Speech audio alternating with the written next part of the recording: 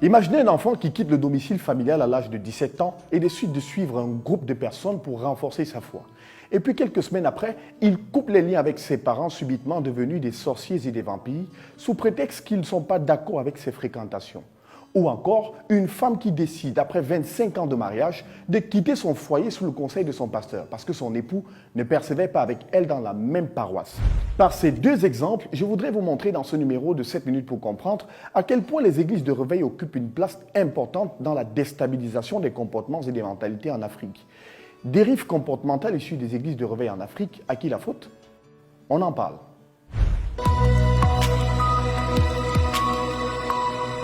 Les églises de réveil s'implantent sur le continent africain dès le début du XXe siècle. Issus des mouvements religieux américains, ceux-ci s'exportent d'abord en Afrique de l'Ouest, au Libéria, en Sierra Leone, au Bénin, au Togo, au Nigeria, puis observent une diffusion très rapide en Afrique centrale. Au début des années 90 et 91, marquant les années de proclamation de la liberté d'association au Gabon et de la liberté de culte au Cameroun et au Congo-Brazzaville, coïncidant avec celle des conférences nationales, les églises de réveil vont se déployer à une vitesse exponentielle, convertissant des millions de fidèles à travers l'Afrique noire subsaharienne. Pour cause, les discours flatteurs des pasteurs dotés d'une verve facile et de grandes capacités à faire foule à travers l'évangile de la prospérité. Ces derniers se positionnent comme ceux détenant la solution à tous les problèmes de leurs fidèles. D'après le sociologue camerounais Kwachu Kuyet, ces églises de réveil constituent un sérieux élément d'abrutissement des peuples africains. On appelle quelqu'un qui, au lieu de questionner vos aptitudes professionnelles ou l'état du marché du travail, renvoie plutôt au diable qu'il y aurait en vous. Comment on appelle quelqu'un qui, au lieu de vous recommander d'aller voir un médecin, vous demande plutôt de redoubler de prière? Comment on appelle quelqu'un qui, lorsque vous vous retrouvez en grande difficulté et que vous essayez de vous organiser pour vous poser des questions sur la marche de votre pays, sur le plan économique, social ou politique, vous dit que tout ça n'est pas important, que ce qui compte c'est le rapport des hommes à Jésus-Christ? Ce sont des charlatans extrêmement dangereux. Des hommes de Dieu qui se comportent comme des commerçants, avec l'organisation de grands événements tels les croisades de délivrance, les nuits des traversées et des prières de rétrocession de couronnes spirituelles arrachées par les démons. Le tout accompagné de spectacles dignes de films hollywoodiens, des fidèles qui perdent complètement la tête et le sens lorsqu'ils subissent une séance de délivrance. Des pratiques hors du commun, comme dans cette église de 5000 fidèles, l'Union d'églises chrétiennes évangéliques basée en République démocratique du Congo, qui a fondé sa doctrine sur la biramicide. En 2017, grâce à un reportage d'Africa News, l'on découvrait l'église Luzolo, Amour, OPH, de Guy Émile Lifoa, un pasteur qui s'est autoproclamé Dieu vivant sur terre et qui fait boire à ses fidèles un mélange de bière et de foi, capable, dit-il, de guérir les âmes et tous les maux. Puis la première gorgée, la seconde et la troisième, je suis entré en transe. Ma tension était revenue à la normale. Et je confirme que la biramicine, c'est un médicament. Quand vous la prenez avec foi, vous retrouvez la santé. Même son de cloche dans l'église Gabola, en Afrique du Sud, où louange et whisky vont de pair, et où l'on croit fermement que le confinement est une persécution.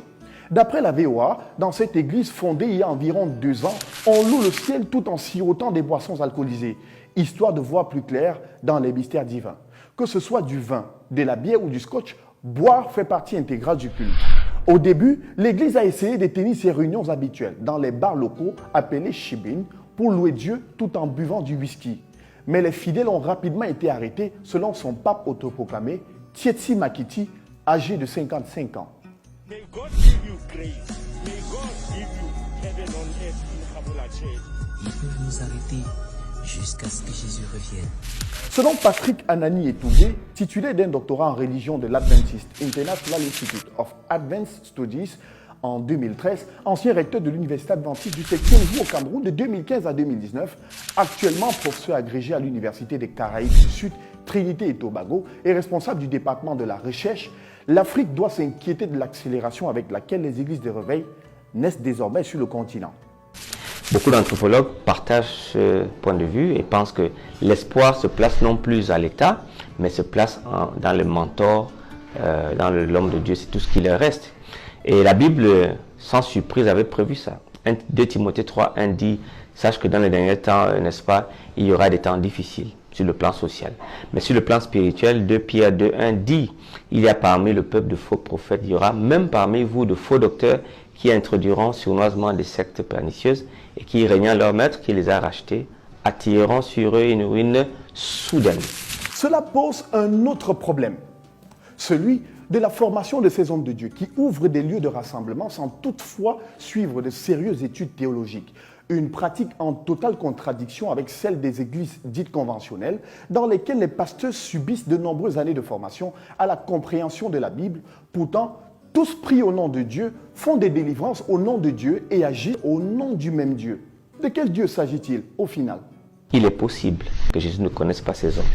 Si un homme met l'emphase sur la prophétie, sur la délivrance des démons, sur les miracles, méfiez-vous de telles églises. L'église se centre sur Jésus, sur sa parole, sur sa volonté.